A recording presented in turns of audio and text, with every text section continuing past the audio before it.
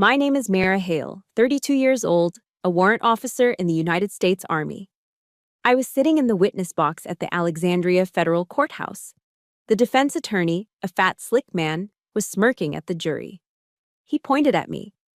"Ladies and gentlemen," he said, his voice dripping with contempt, "my client is being accused by her, a warrant officer.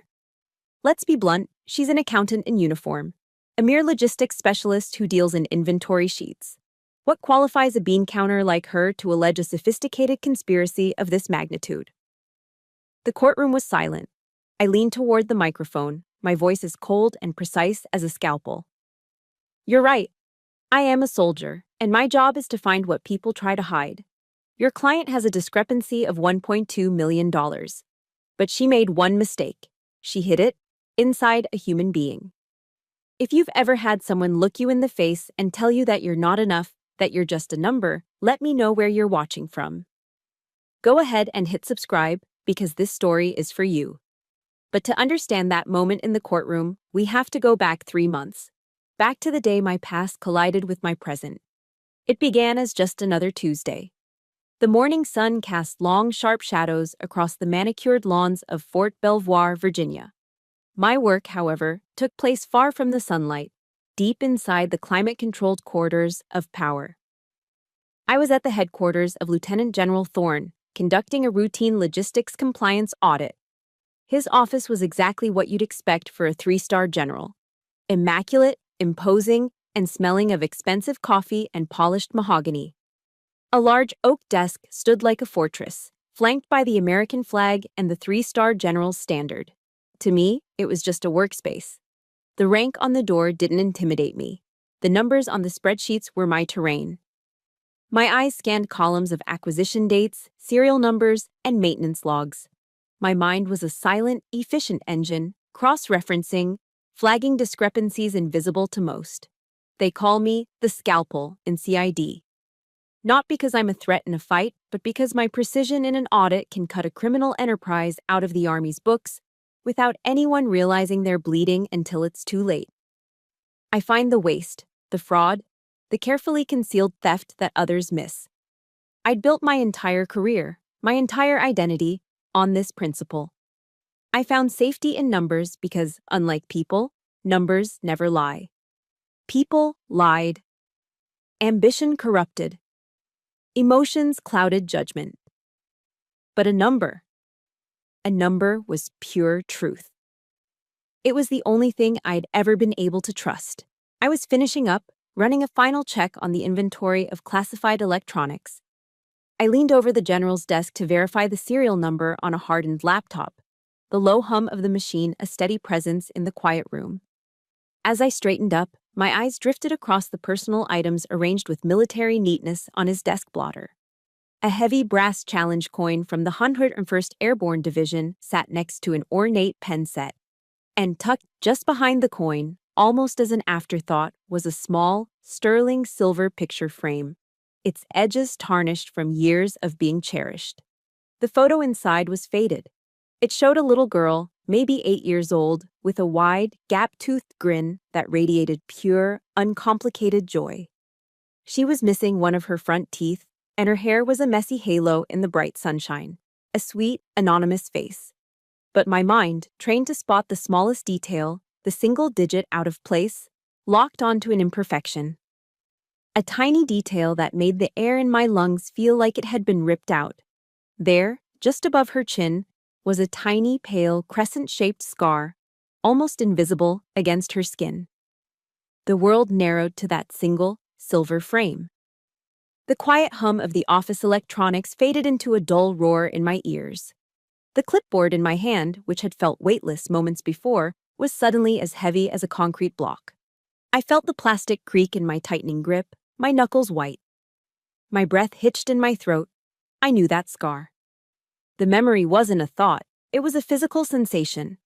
The summer heat on my skin, the grit of the St. Jude's orphanage yard under my worn-out sneakers, the phantom weight of that sharp-edged piece of gravel in my small hand. We were playing pirates, screaming with laughter as we charged across the dusty, sun-baked patch of dirt that served as our whole world. She was the captain, of course. She was always the captain. I was just the clumsy first mate who tripped over his own feet. I'd fallen, my hand lurching out to break my fall, the sharp rock I'd been holding scraping across her chin.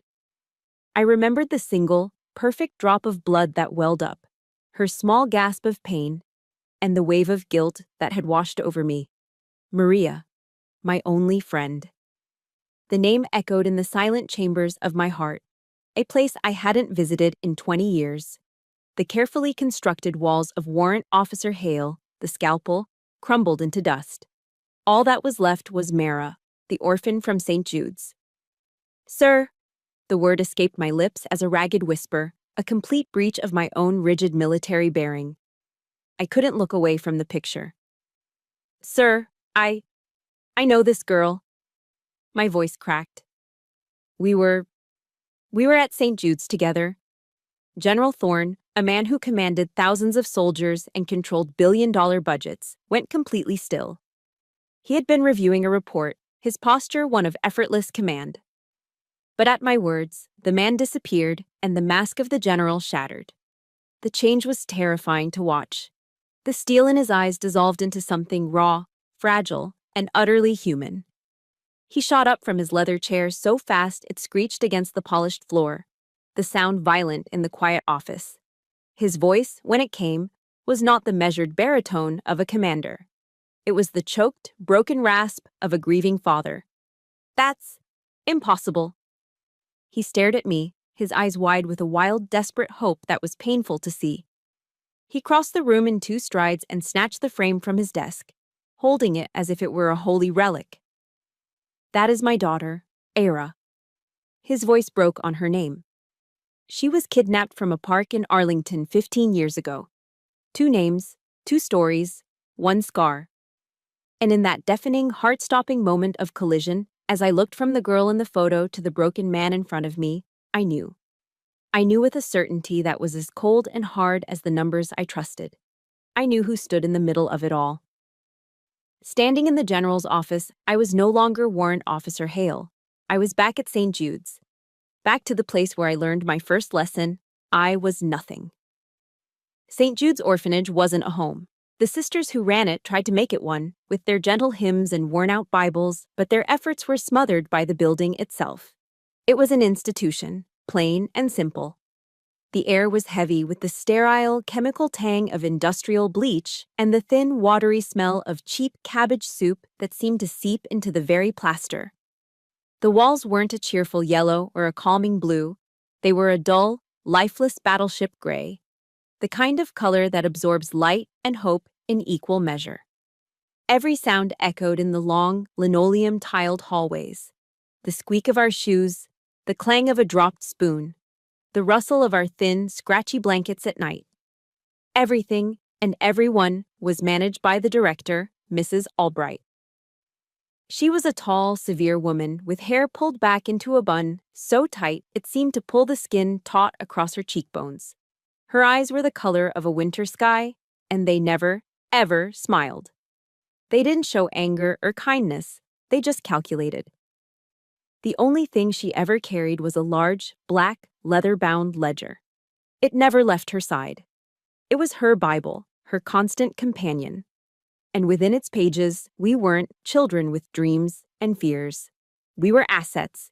We were line items, mouths to feed, beds to fill, expenses to be managed, and ultimately, just numbers on a page. I learned that lesson before I even knew what a ledger was. I was a quiet child, observant. It was my defense mechanism in a world that was too loud and too harsh. And one winter, when I was about 9, I noticed something. A local church had run a coat drive for us, and the donation bins in the storage room were overflowing with brand new, puffy winter jackets in bright, beautiful colors. I counted them, 75 coats. But later, I overheard Mrs. Albright telling a state inspector that the orphanage had only received 45. I saw the number written in her neat, precise handwriting in the ledger. Donated goods, winter apparel, 45 units. Thinking I was being helpful, that I had found a simple mistake, I sought her out. I found her in her office, the smell of mothballs and old paper thick in the air. I pointed out the discrepancy, my small voice barely a whisper. Ma'am, I counted. There are 30 more coats in the storage room. She didn't thank me. She didn't even look surprised. She simply placed her pen down, folded her hands on top of her ledger, and stared at me.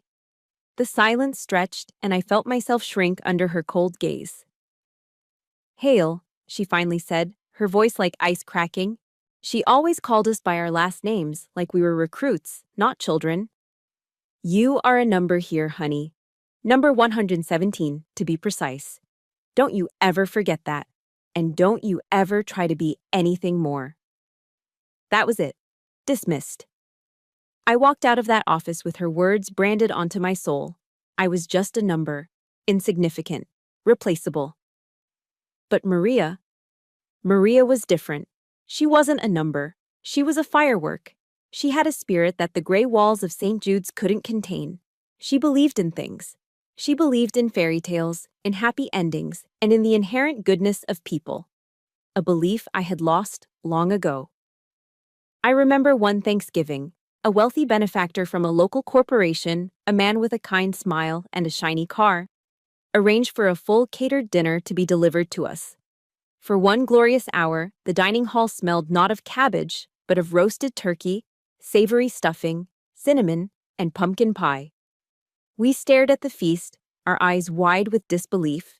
It was a miracle. But the moment the benefactor's car pulled out of the driveway, Mrs. Albright clapped her hands sharply. "All right, that's enough," she announced. Her staff began clearing the tables, packing the glistening turkey and the perfect pies back into their aluminum trays. "This food is far too rich for your systems," she explained to our crestfallen faces. That night, for Thanksgiving dinner, we ate stale bread dipped in thin, lukewarm soup. The next morning, I was awake before dawn, and I watched from a grimy dormitory window as Mrs. Albright's brother-in-law loaded the back of his pickup truck. It was filled to the brim with our Thanksgiving dinner. She hadn't thrown it away. She had stolen it. She had stolen our one day of joy. If you've ever had something you were looking forward to cruelly taken away, hit that like button. And in the comments below, just type one word. Unforgivable. Because that's exactly what it was. And then, one day, Maria was gone. It was a Tuesday, just like any other. But at breakfast, her seat was empty. Mrs. Albright stood before us, her ledger tucked under her arm, and made the announcement in her usual flat, emotionless tone. Maria Hale, she told us, had been adopted by a wonderful family in a distant state. Just like that. No goodbye, no forwarding address, no chance to hug my only friend one last time. She just vanished. A number erased from one column and, I would later learn, entered into another. The cold, wrong feeling of her disappearance never left me. It settled deep in my bones, a permanent chill that no donated coat could ever warm. Mrs. Albright had taught me my lesson well. I was a number, and numbers were meaningless unless they were part of a system you controlled. So, on my 18th birthday, I walked out of St. Jude's and into an Army recruitment office. I enlisted. I joined a world where numbers meant everything. They meant order, discipline, and structure. They meant a rifle serial number, a grid coordinate, a mission timeline. In the Army, I could finally take the very thing that was meant to make me feel worthless and turn it into a weapon. I joined the Army to get away from Mrs. Albright, but I quickly learned that the world is full of its own Albrights. They just wear different uniforms. Becoming a warrant officer in the Criminal Investigation Command, CID, isn't the glamorous path you see in movies. It's not about kicking down doors or high-speed chases, at least not for me. The special agents, the ones with the badges and the bravado, they handle the murders, the assaults, the headline-grabbing crimes. Me? I follow the numbers.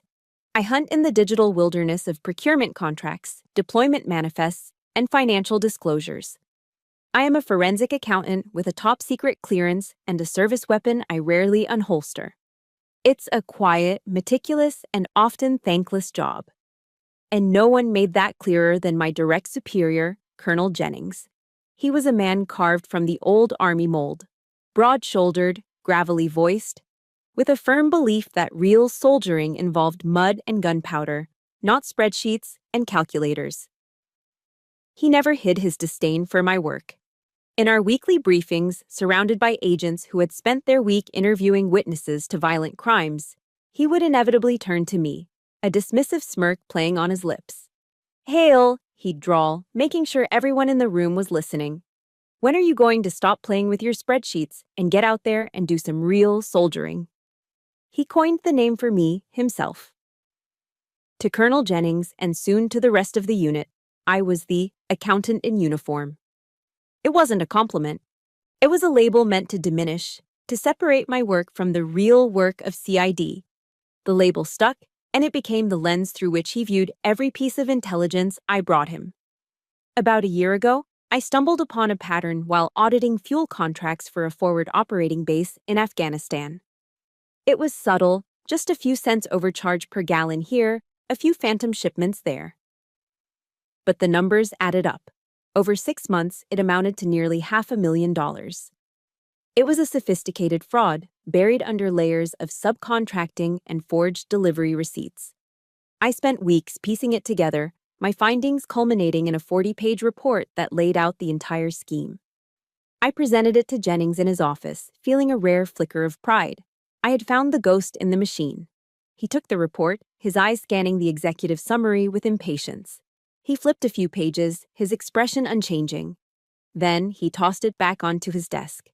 The slap of the binder against the wood echoed the slap of Mrs. Albright's ledger. "You have no hard evidence, Hale," he said, his voice flat. "You've got a pile of numbers and a theory. Stop wasting my time with these half-baked conspiracies." He leaned forward, his eyes narrowing. "You're a logistics specialist. Stick to logistics." An order. A dismissal. The ghost of Mrs. Albright's voice echoed in my ears. "Don't you ever try to be anything more." He wouldn't authorize the manpower for a full investigation. He said we had real cases to worry about. So I did it myself. My days were for the work Jennings assigned me. My nights were for the fuel case. While the other agents were at home with their families, I was alone in our sterile, fluorescent-lit office. The only sounds were the hum of my computer and the occasional rattle of the HVAC system kicking in. I subsisted on stale coffee from the break room pot and protein bars I kept in my desk drawer. Night after night, I sat there, my eyes burning from staring at the screen, meticulously cross-referencing shipping manifests from the port in Karachi with fuel invoices from Bagram. It was a lonely, exhausting battle, fought with nothing but data and my own stubborn refusal to be wrong. And I wasn't. After 3 weeks of sleepless nights, I found it. The undeniable proof. A digital signature on a falsified delivery confirmation that traced back to a shell corporation owned by the brother of the on-site contracting officer. It was the smoking gun. I proved the case. I saved the Army $500,000. But there was no commendation. There was no apology from Jennings. He simply took my completed file, put his own name on the final report to the Inspector General, and accepted the credit during a command briefing. That was my life in the unit. A constant silent struggle to prove my worth. A relentless fight to be seen as more than just a number cruncher. I was fighting alone, surrounded by soldiers who were supposed to be my brothers and sisters in arms. The only glimmers of light came from the most unexpected places. It was late one night, probably 2 in the morning, during that fuel investigation. I was slumped over my keyboard on the verge of giving up, the sheer volume of data threatening to swallow me whole. The office was dark except for the glow of my monitor. Suddenly, a shadow fell over my desk. I looked up to see Chief Warrant Officer Thompson from Food Service. He was a quiet, older man with kind eyes and hands permanently stained from years of working in Army kitchens. We'd never spoken more than a few words in passing. He didn't say much. He just placed a steaming ceramic mug of coffee on my desk. Real coffee, not the sludge from the break room. He must have brewed it himself. He gently patted my shoulder, his touch surprisingly steady. "Scalpel," he said, using my nickname with a respect Jennings never showed. "Don't let the bastards grind you down." And then he was gone, his footsteps silent down the empty hall. It was such a small gesture, a cup of coffee and 10 quiet words. But in the crushing isolation of that moment, it meant the world. It was a lifeline. It was a quiet acknowledgement from one overlooked soldier to another. It reminded me that even in the shadows, I wasn't entirely invisible. The shockwave that hit General Thorne's office lasted only a few seconds. The ghost of little Mara, the orphan girl trembling with a memory she thought she'd buried, receded. In her place, CID investigator Hale took control. His grief was a tangible force in the room, a raw, gaping wound. But I was a soldier on duty, and I had just identified a threat. "Sir," I said, my voice steady and even, cutting through the heavy silence. The calm authority in my tone was deliberate, designed to pull him back from the edge of his personal abyss. He looked up, his eyes unfocused, lost in a 15-year-old nightmare. I held his gaze. "With all due respect, General, I don't believe your daughter was kidnapped in the way the police thought. I believe she was sold." I let the ugly word hang in the air between us. I believe she was moved through a corrupt adoption ring operating out of St. Jude's orphanage. I took a breath, delivering the final, critical blow. And I believe Mrs. Albright is the one who ran it. For a moment, the broken father vanished, and the 3-star general returned. The grief in his eyes hardened into something else, a cold, brutal resolve. Steel replaced the sorrow. "I'll have her arrested," he growled, his voice low and dangerous. He reached for the secure phone on his desk, his knuckles white. "I'll have a team from the Provost Marshal's office pick her up within the hour." "No, sir," I interrupted, a breach of protocol I wouldn't have dared with any other officer. "You can't." He froze, his hand hovering over the phone, his eyes flashing with anger. "Sir, the original case is a 15-year-old civilian kidnapping. It's cold, and it's outside of CID's jurisdiction. A military arrest would be thrown out, and it would tip our hand. She would lawyer up and bury any evidence so deep we'd never find it." He stared at me, the gears turning behind his eyes. I pressed my advantage, my mind racing, connecting the dots just as I would with any financial crime. "But," I said, my voice lowering slightly, "St. Jude's has received millions of dollars in federal grants over the past 2 decades. A significant portion of which, according to public records I've seen, came from Department of Defense outreach programs. This was my territory. This was where the numbers lived. That gives my office jurisdiction, sir.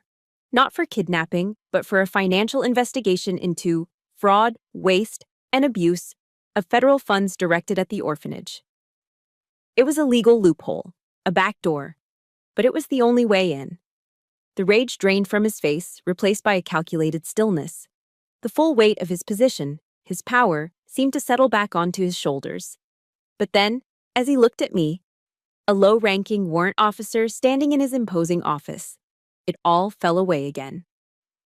The stars on his collar seemed to disappear. He wasn't a general anymore. He was just a man who had lost his child. "Warrant officer," he said, and his voice cracked, the sound of a man holding on by a thread. He sank back into his chair, the powerful frame suddenly looking frail. "My command authority. I can't officially task you with this. It would be a gross overreach." He looked down at his hands, then back up at me, and his eyes were pleading. "But as a man, as a father, I'm asking you. Please, find my daughter." That was it. That was the moment that changed everything. All my life, I had been a number, a line item, an accountant in uniform to be dismissed or used. Mrs. Albright, Colonel Jennings, they saw me as a function, a tool. But this man, this powerful, heartbroken general, saw me.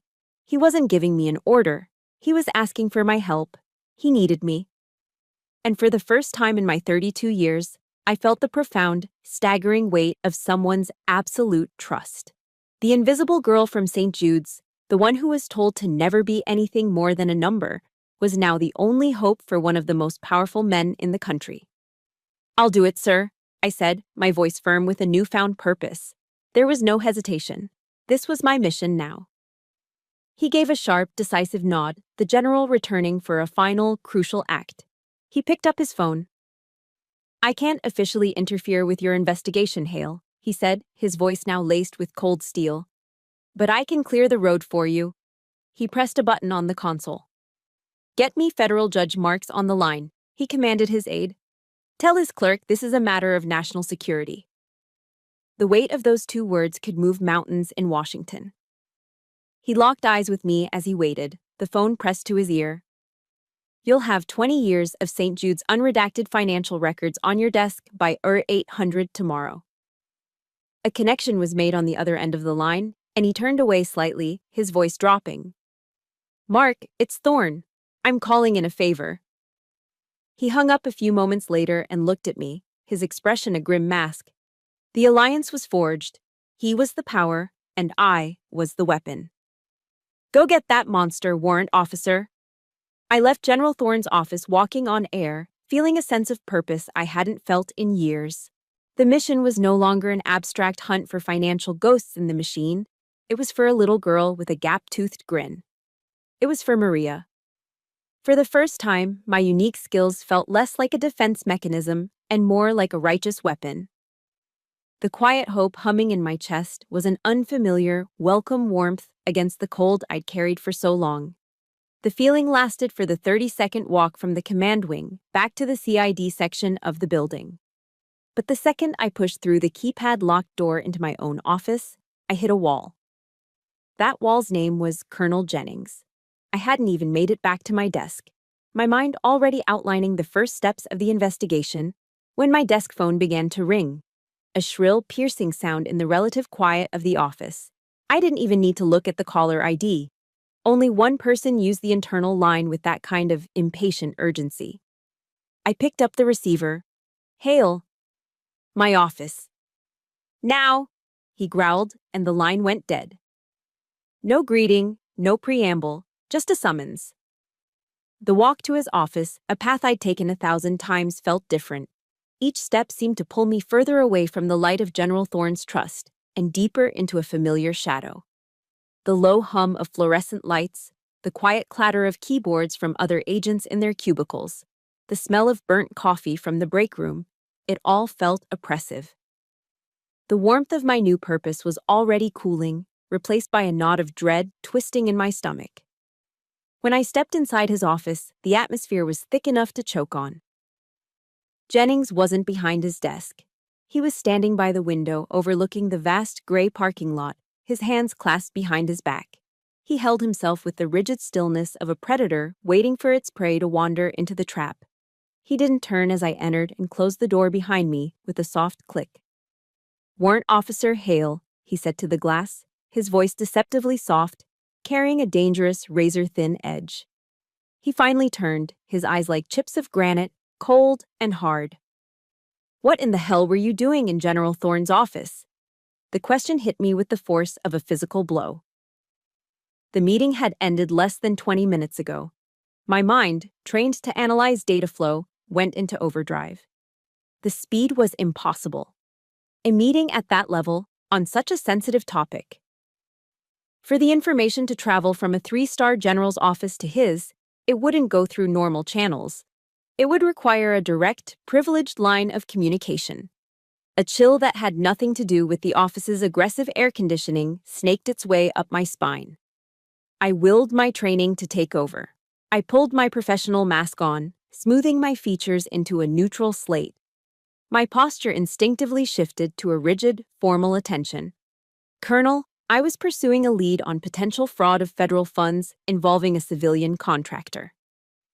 It was the official, sanitized truth. Jennings let out a short, ugly bark of a laugh.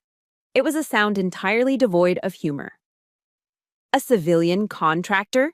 He scoffed, his boots making no sound on the government-issue carpet as he moved toward his desk. Let's cut the crap, Hale. You mean St. Jude's orphanage, don't you? And a director by the name of Mrs. Albright? My blood ran cold. The dread in my stomach tightened into a painful, nauseating knot. He didn't just know about the meeting, he knew the names, the specifics. This wasn't a guess, it was confirmation. Someone hadn't just reported my presence, they had reported the entire conversation. Before I could process the implications, he was standing in front of me, his larger frame invading my personal space, forcing me to crane my neck slightly to meet his gaze. It was a classic power move, and he knew it. "Warrant officer," he said, his voice dropping to a low, conspiratorial whisper that was more menacing than a shout. "Let me give you a piece of advice. Mrs. Albright is a pillar of this community. She sits on charity boards, she attends fundraisers with senators and congressmen. She has friends in very, very high places." He paused, letting the weight of his words sink in, his eyes boring into mine. Places much higher than a 3-star general who spends most of his time worrying about budgets. The threat was no longer veiled. It was a declaration. He was telling me Thorne's power, which had felt so absolute just moments before, had its limits. And we were about to find them. He backed away and settled into his large leather chair, steepling his fingers in a gesture of calm, unassailable authority. He looked at me as if I were a malfunctioning piece of equipment. "Look, Hale, I know you get a kick out of your numbers. It's what you do. You did good work on that fuel contract thing." The praise was a poisoned dart, meant to soften me up before the kill. But this is a different league. This isn't about some greedy contractor trying to skim a little off the top. This is about people who can end a career with a single phone call. Do you understand me?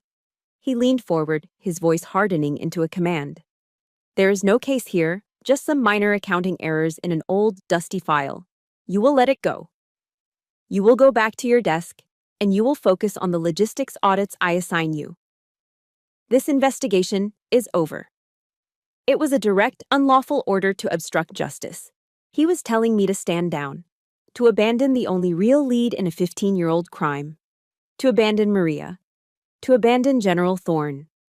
The hope that had filled me in the general's office felt like it was hemorrhaging out of me, draining onto the worn carpet of Jennings's office, leaving behind nothing but a familiar, hollow rage.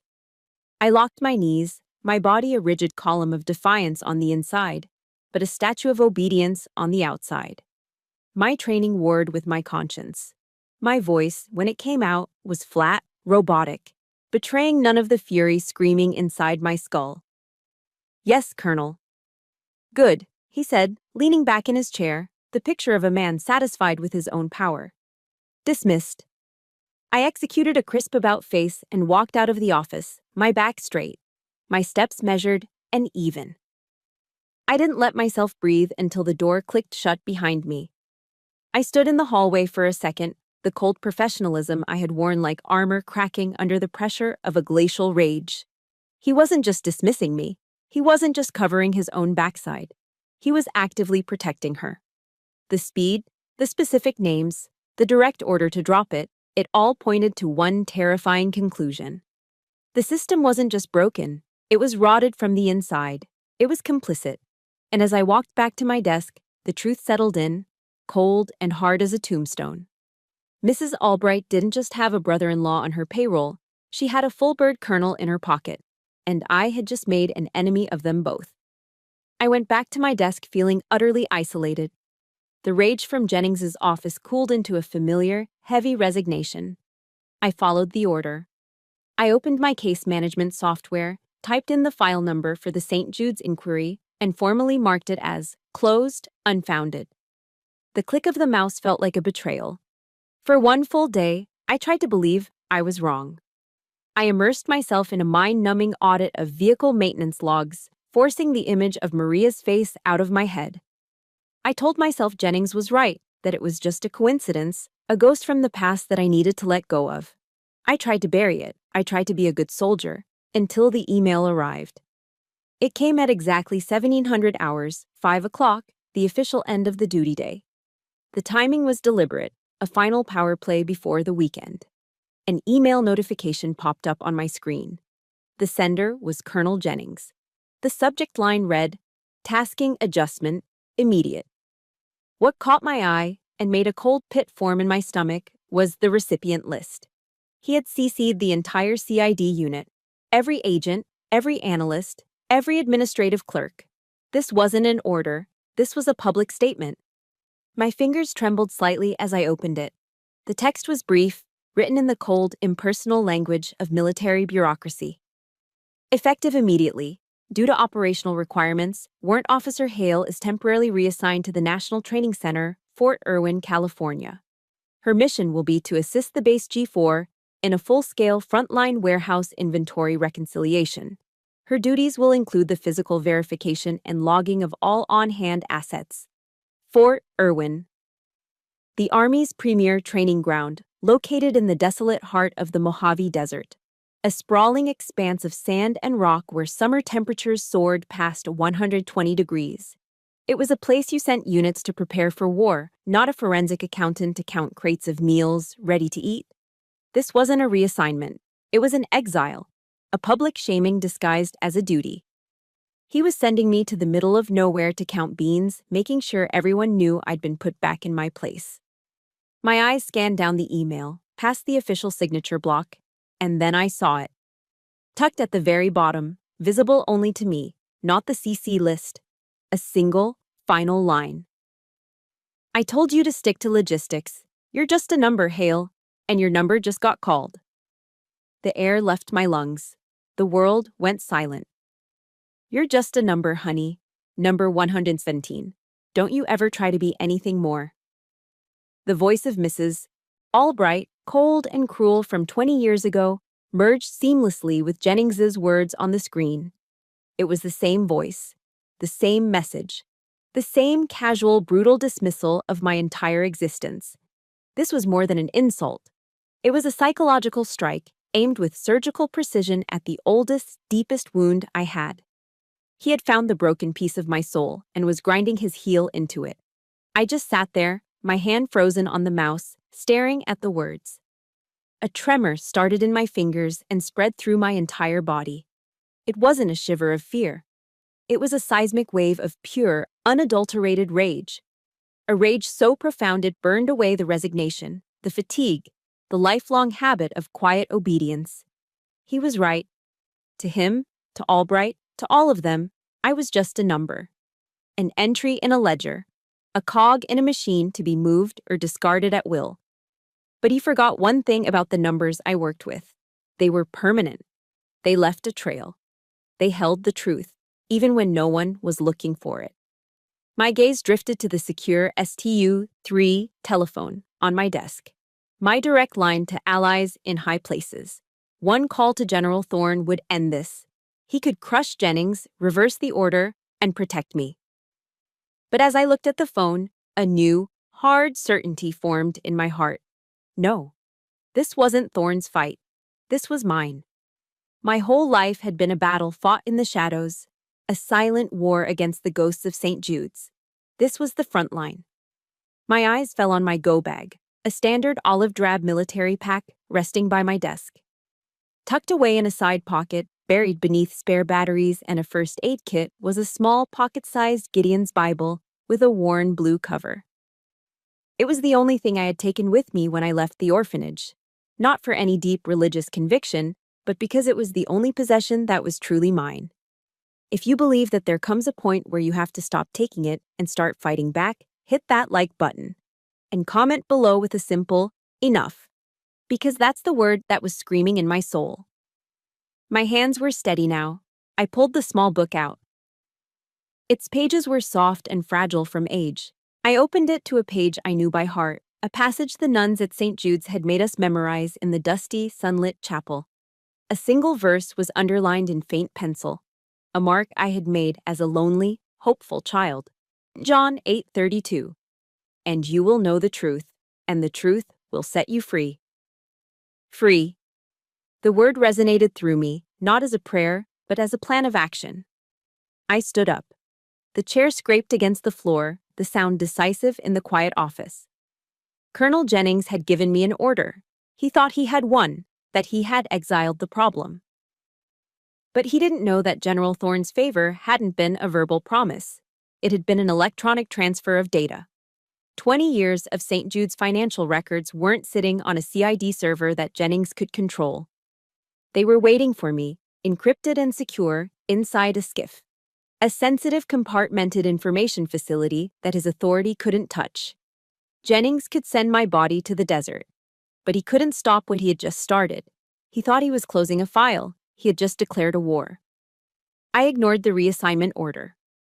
My flight to California wasn't for another 36 hours. Jennings had made a mistake. He'd given me a timeline, and in my world, a timeline is a window of opportunity. That night, instead of packing my desert gear, I drove my unremarkable civilian sedan to a secure, nondescript government building in Arlington, the kind of place that blends seamlessly into the corporate landscape of Northern Virginia. There were no signs, no flags, just a discreet keypad and a biometric scanner. I badged into the SCF at 2100 hours. This was my operation now. A sensitive compartmented information facility is a sterile, windowless box designed for one purpose: to keep secrets in. The moment the heavy, vault-like door hissed shut behind me, the outside world ceased to exist. There was no sound except for the low, constant hum of server fans and the whisper of the recycled air cycling through the vents. The air tasted metallic and cold. General Thorne had arranged my access. Inside, it was just me. Two massive, high-resolution computer monitors, a secure terminal, and the digital ghost of 20 years of St. Jude's financial life. The rage that had propelled me here cooled into a laser-focused concentration. This wasn't an office. It was a battlefield. The rows and columns of the spreadsheets were the terrain. The bank statements, wire transfers, and tax filings were the enemy positions. My keyboard was my weapon. For hours, I worked in a state of pure, methodical flow. My fingers flew across the keys, running queries, cross-referencing datasets, building a financial map of Mrs. Albright's empire.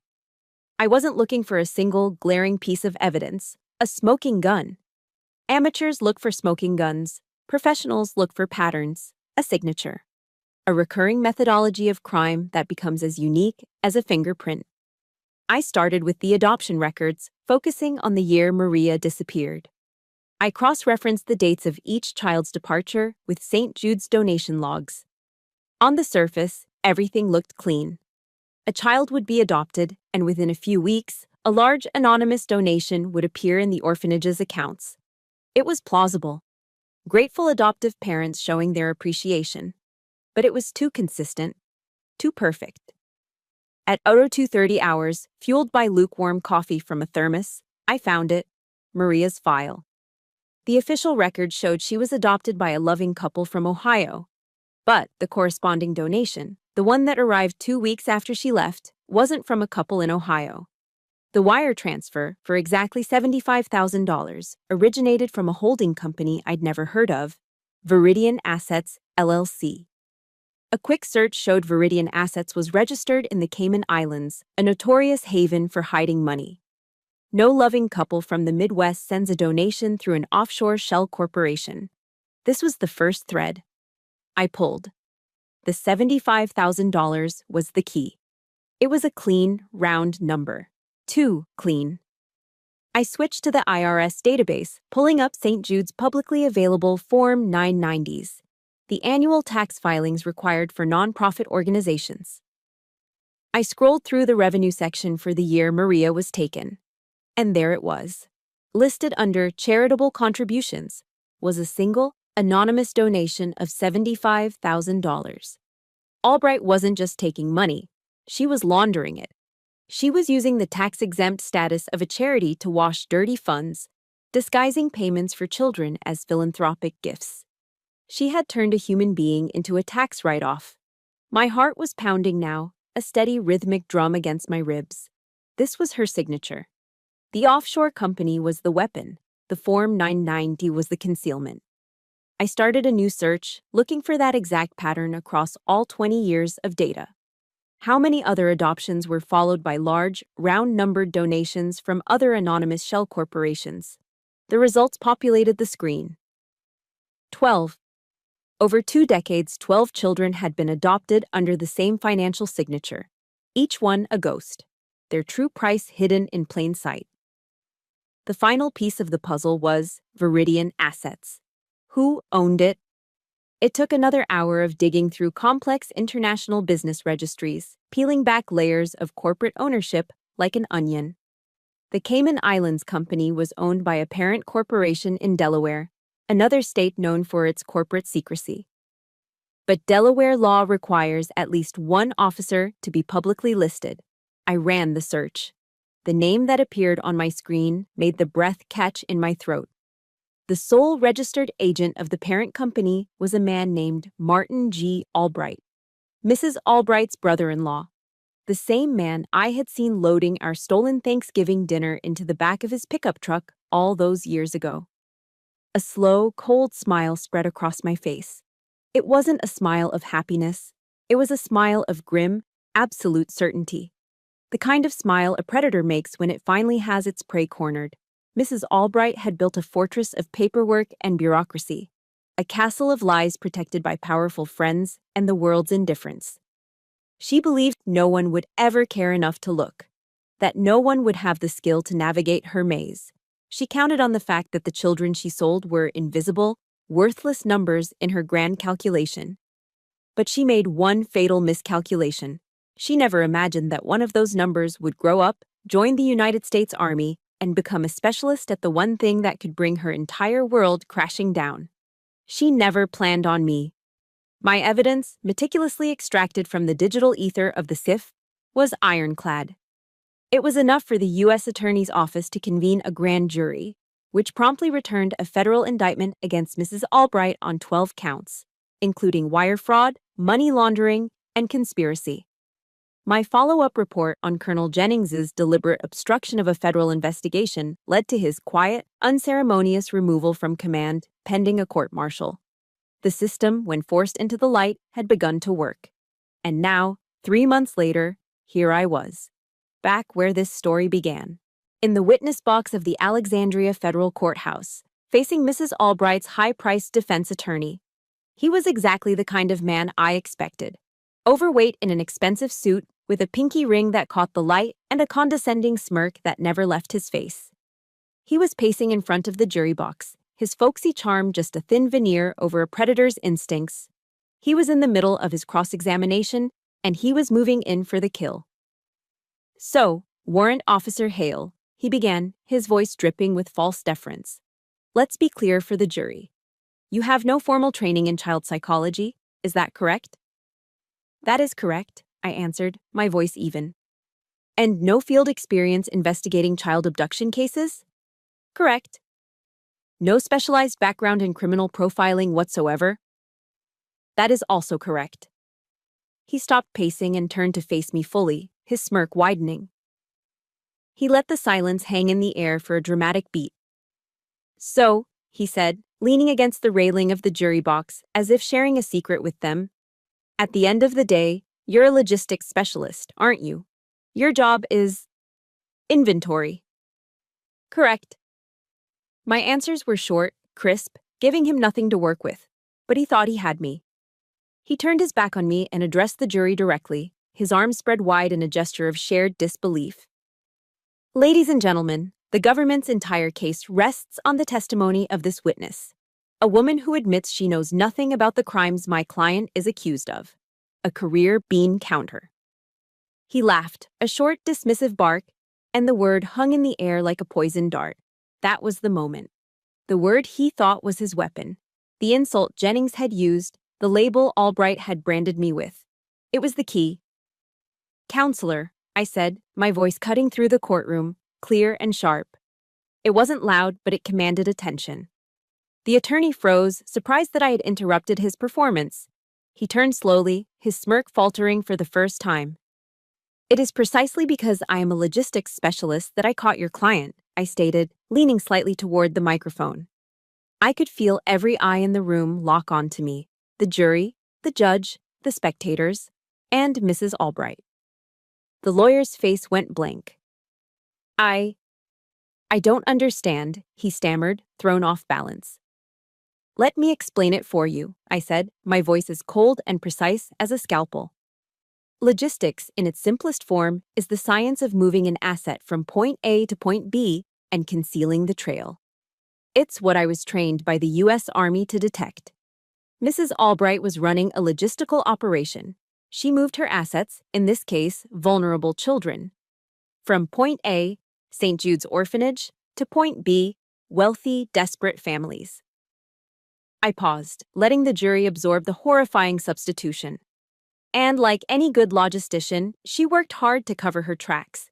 She used a series of offshore shell corporations to disguise the payments, laundering what you would call adoption fees into what she called anonymous charitable donations on her federal tax forms. I turned my gaze from the stunned lawyer and looked directly at the 12 men and women in the jury box. I spoke to them not as a soldier or a witness, but as someone telling a simple, terrible truth. But Mrs. Albright did more than just sell children. She erased them. In the military, we have a term for an asset that has been destroyed or lost, accounted for. That's what she did. She took a little girl named Maria, my friend, and turned her into a new asset named Ara. Then she helped stage a fake kidnapping to permanently sever the paper trail, to make the original asset impossible to trace. My voice dropped, becoming heavy with the weight of the accusation. She turned human beings into unaccounted-for numbers. Finally, I turned my head and looked, for the first time, directly at the defendant's table. I locked eyes with the woman in the sensible gray suit, the woman with the tightly pinned hair who had haunted my entire life. But she made a mistake, I said, my voice ringing with absolute finality. She couldn't sever the bank trail. She couldn't erase the wire transfers. She couldn't delete the numbers. And my job, my only job, is to find the numbers. That's when she broke.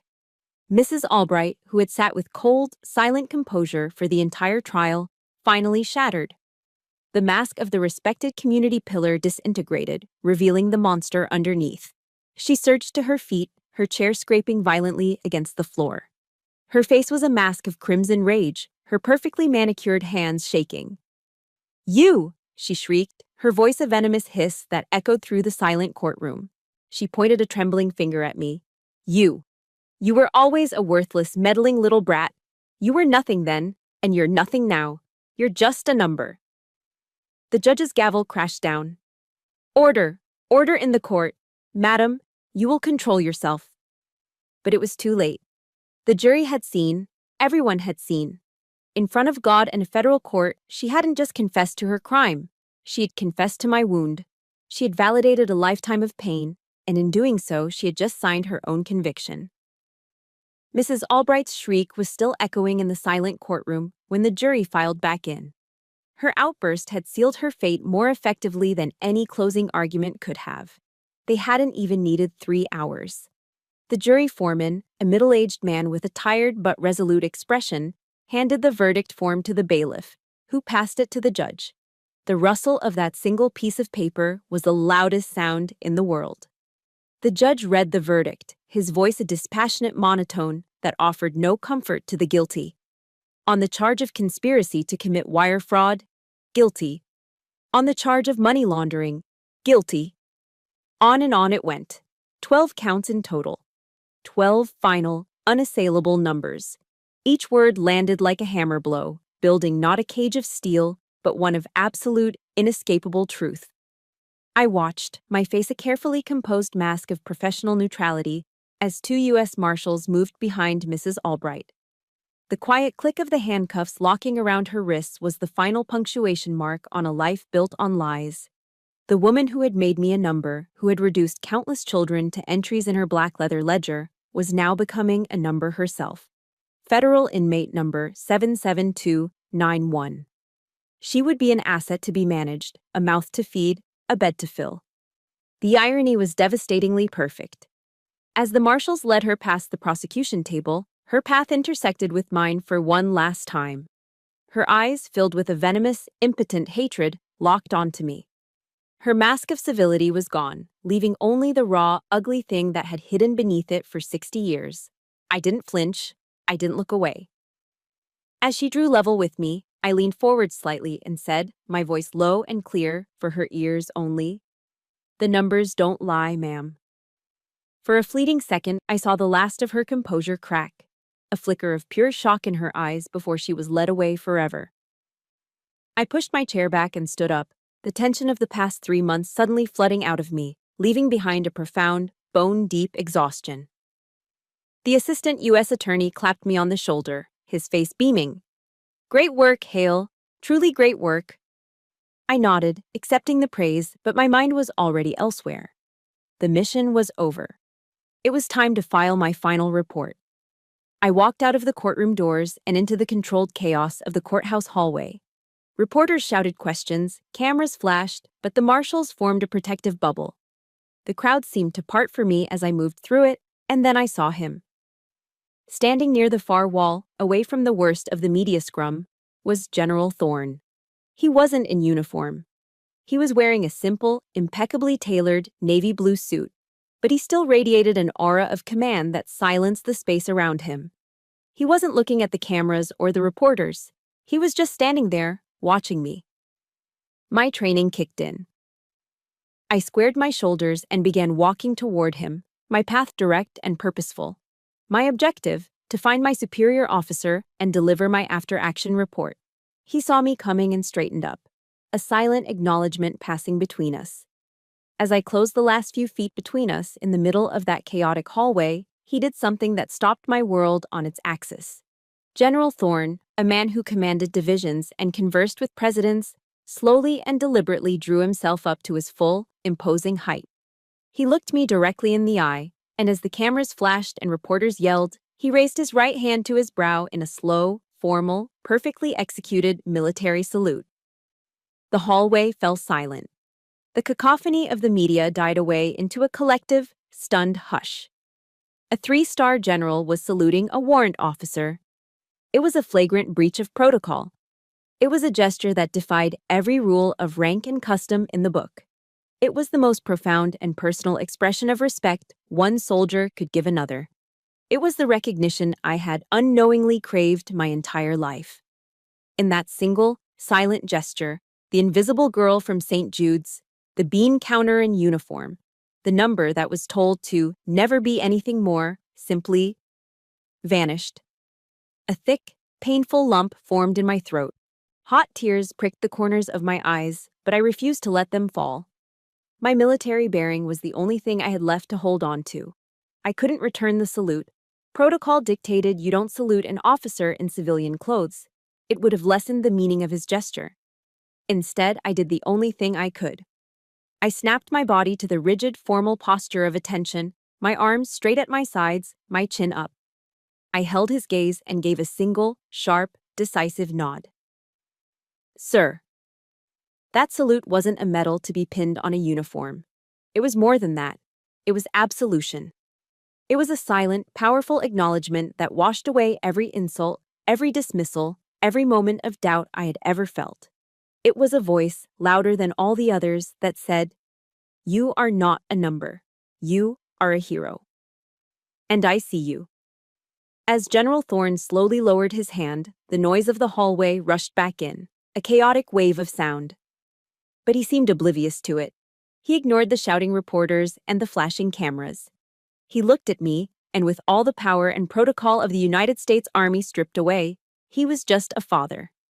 He asked the only question that truly mattered. My daughter. His voice was a raw whisper, heavy with 15 years of hope and fear.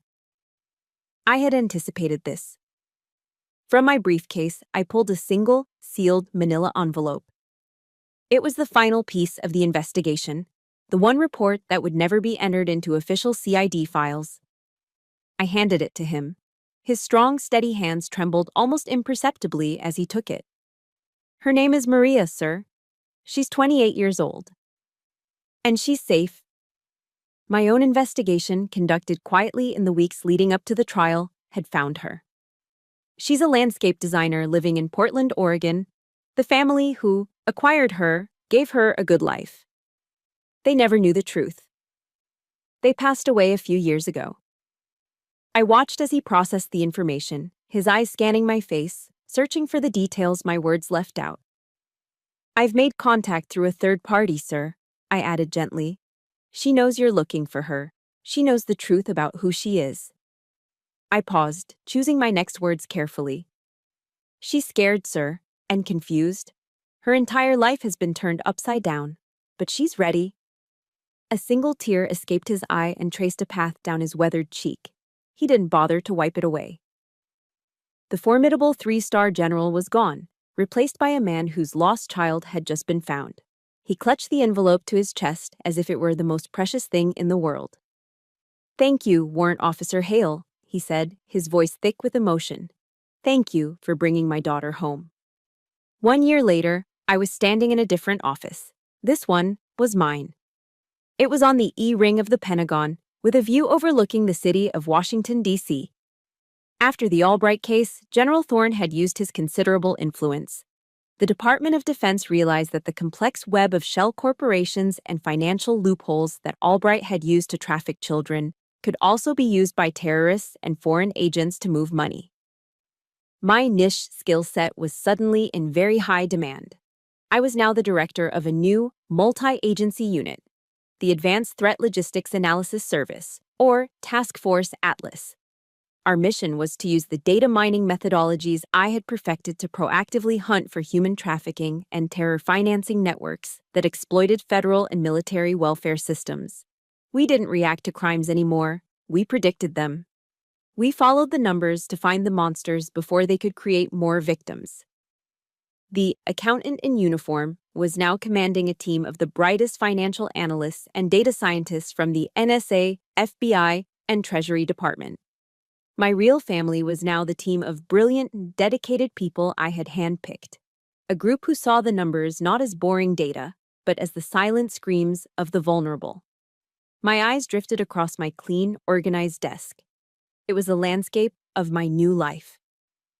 There was the official challenge coin from the director of CID, given to me in a surprisingly humble ceremony. There were photos of my team.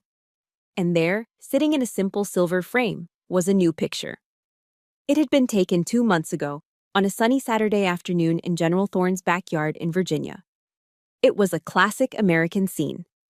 Thorne, looking relaxed and happier than I'd ever seen him in a faded polo shirt and jeans, had his arm draped around Maria.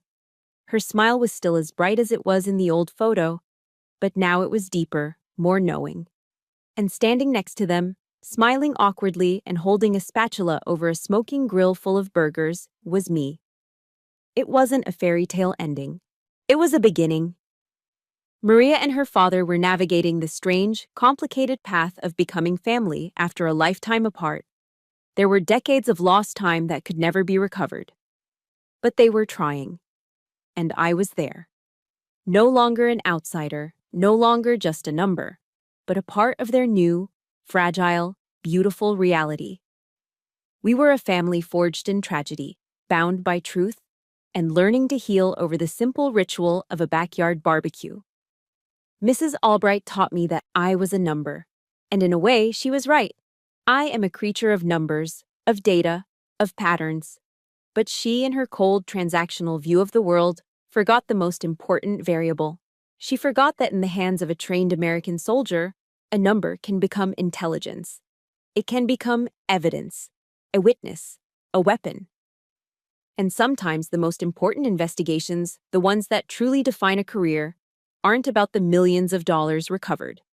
They're about the single life brought home. They're about finishing the mission, no matter the cost, and reminding the world of a simple, fundamental truth that the Mrs. Albrights and Colonel Jenningses of the world will never understand. No human being is ever a zero. My journey from a forgotten number at St. Jude's to the director of Task Force Atlas taught me one thing above all else. The parts of our story that we believe are our greatest weaknesses can, in fact, become our greatest strengths. Your unique experiences, even the painful ones, have shaped you into the person you are today, equipped with a perspective no one else has. If this story resonated with you and you believe in the power of rewriting your own narrative, then please hit that subscribe button and join our community here. We share stories like this every week to remind every single one of us that our past does not define our future. Thank you for listening.